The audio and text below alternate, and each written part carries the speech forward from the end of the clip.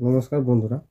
সরকারি সংস্থায় ধান বিক্রি অর্থাৎ সিপিসিতে যেসব বন্ধুরা ধান বিক্রি করতে চাইছেন, সে ধান বিক্রি করার জন্য আপনার অনলাইনে রেজিস্ট্রেশন এখনও পর্যন্ত করেননি, তারা কিভাবে এই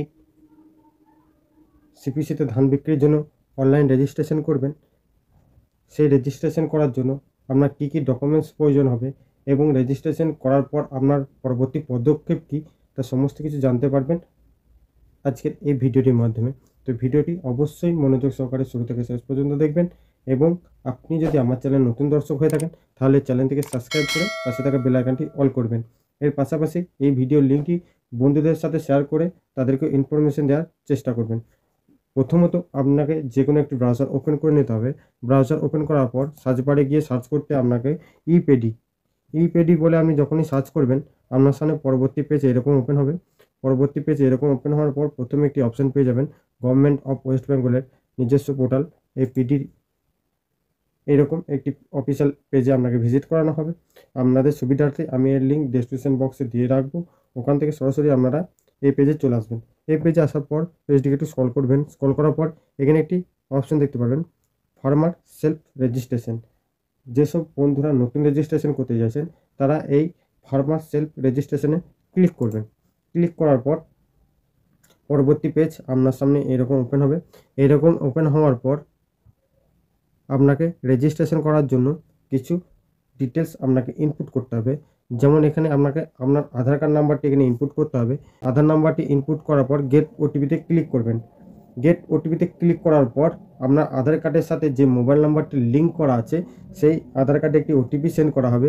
সেই ওটিপিটা আপনি এন্টার ওটিপির ঘরে বসিয়ে ভ্যালিডেট ওটিপিতে ক্লিক করে পেজটাকে এগিয়ে যাবেন। ওটিপিতে যখন আপনি ক্লিক করবেন আপনার সামনে পরবর্তী পেজ এরকম ওপেন হবে এবং এখানে আপনার পার্সোনাল ডিটেলস এখানে শো করবে এবং আপনার আধার কার্ডের যে ফটোটি রয়েছে সেই ফটোটি এখানে শো করবে। তারপর পেজটিকে একটু স্ক্রল করবেন।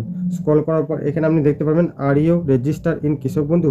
আপনি কি কৃষক বন্ধু প্রকল্পের নাম নথিভুক্ত করে রেখেছেন? যদি নাম নথিভুক্ত করে রাখেন তাহলে ইয়েস করবেন, আর যদি না করে থাকেন তাহলে নো করবেন। ইয়েস করে দেবেন যাদের কৃষক বন্ধু আইডিতে নাম নথিভুক্ত করা আছে। তারপর এখানে একটি অপশন পেয়ে যাবেন সার্চ বাই। এই সার্চ বাই অপশানে আপনি কৃষক বন্ধুকে ভ্যালিডেট করতে হবে। ভ্যালিডেট করার জন্য আপনার আধার কার্ড নাম্বারটি এখানে অলরেডি শো করা আছে, সেই আধার কার্ড নাম্বারটি দিয়ে আপনি ভ্যালিডেট করে নেবেন। ভ্যালিডেট করার পর দেখবেন আপনার অ্যাপিং নাম্বার, নেম অফ কৃষক বন্ধু, নেম পার আধার, কৃষক বন্ধু আইডি, জেন্ডার, এজ এবং মোবাইল নাম্বারটি শো করেছে। যদি আপনি মোবাইল নাম্বারটি চেঞ্জ করতে চাইছেন তাহলে মোবাইল নাম্বারের উপর ক্লিক করে দেবেন। ক্লিক করার পর এখানে আপনাকে নতুন নাম্বার একটি বসিয়ে নিতে হবে। বসিয়ে নেওয়ার পর জেনারেট ওটিপি যে অপশানটি দেখতে পাচ্ছেন সেই জেনারেট ওটিপিতে আপনাকে ক্লিক করতে হবে। জেনারেট ওটিপির ওপর ক্লিক করার পর আপনার রেজিস্টার মোবাইলে একটি ওটিপি সেন্ড করা হবে। সেই ওটিপিটা আপনি এন্টার ওটিপির ঘরে বসিয়ে নেবেন। ওটিপিটা বসিয়ে নেওয়ার পর ভ্যালিডেট ওটিপিতে ক্লিক করবেন। ভ্যালিডেট ওটিপিতে যখনই আপনি ক্লিক করবেন আপনার বাবার নাম এখানে শো করবে। আপনার যদি বাবার নাম দেওয়া থাকে তাহলে বাবার নাম শো করবে, মাদার নাম যদি দেওয়া থাকে মাদার নাম শো করবে এবং আপনার যদি স্বামী বা স্বামীর নাম দেওয়া থাকে তাহলে স্বামীর নাম শো করবে। তারপর এটা আপনি দেখে নেবেন, কাজটাও আপনি দেখে নেবেন। তারপর নেক্সট অপশানে ক্লিক করবেন। নেক্সট অপশানে ক্লিক করার পর আপনার এখানে অ্যাড্রেসটি এখান থেকে ফিল আপ করতে হবে। অ্যাড্রেসে আপনার ডিস্ট্রিক্ট নেমটি সিলেক্ট হয়ে থাকবে, ব্লক নেমটি আপনার সিলেক্ট থাকবে না, সেটি নামটি লিখে নেবেন। তারপর চলে আসবেন জিএফ নেম অর্থাৎ আপনার গ্রাম পঞ্চায়েত নেমটি এখান থেকে আপনি লিখে নেবেন।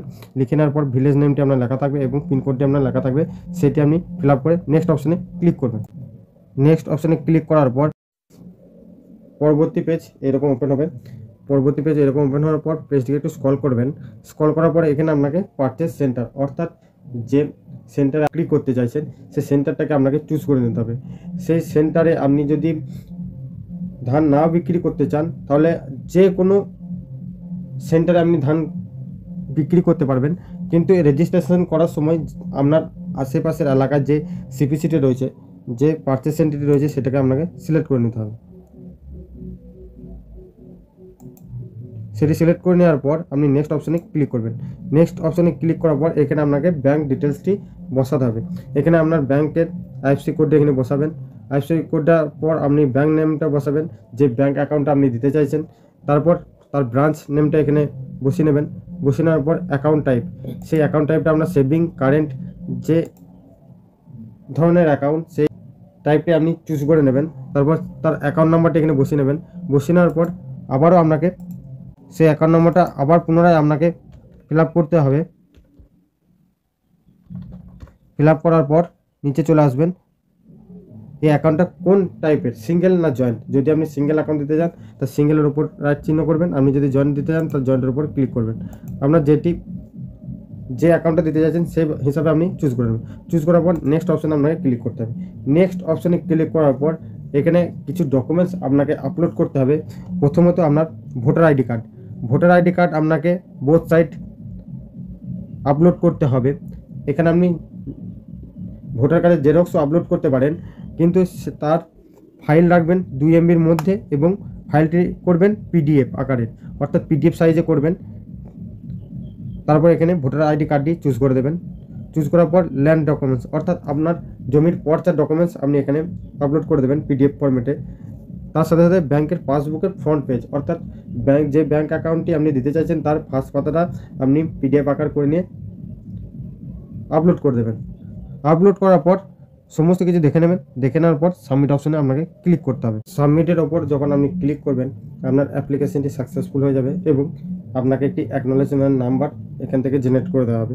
সেই অ্যাকনলেজমেন্ট নাম্বারটি নিয়ে এবং আপনার অরিজিনাল ডকুমেন্টস নিয়ে আপনাকে আপনার যে পার্সেল সেন্টারটি রয়েছে বা কিষাণ মান্ডি সেন্টারটা রয়েছে, সেই কিষাণ মান্ডি সেন্টারে গিয়ে আপনি এই অ্যাপ্লিকেশনটা ভেরিফাই করবেন এবং ভেরিফাই করার পর আবারও আপনাকে একটি অ্যাকনলেজমেন্ট নাম্বার ওনাদের কাছ থেকে জেনারেট করে দেওয়া হবে এবং আপনি যখন ধান বিক্রয় করতে যাবেন পরবর্তীকালে ওই অ্যাকনলেজমেন্ট নাম্বার হিসাবে আপনার ধানটি ক্রয় করা হবে এবং ক্রয় করার পর 1 থেকে 2 মাস পর আপনার অ্যাকাউন্টে সেই টাকা ক্রেডিট করে দেওয়া হবে। তো এইভাবে আপনি CPCতে কিংবা সরকারি সংস্থায় ধান বিক্রি করার জন্য রেজিস্ট্রেশন করতে পারবেন। তো ভিডিওটি কেমন লেগেছে, ভিডিও যদি ভালো লেগে থাকে অবশ্যই একটি লাইক এবং কমেন্ট করে জানাবেন। তার সাথে সাথে এই ভিডিওটি সাবস্ক্রাইব এবং শেয়ার করতে ভুলবেন না।